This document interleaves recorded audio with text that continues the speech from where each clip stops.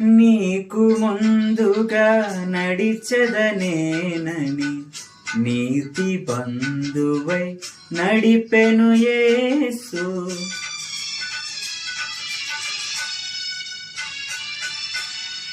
నీకు ముందుగా నడిచెదనేనని నీతి బంధువై నడిపెను యేసు.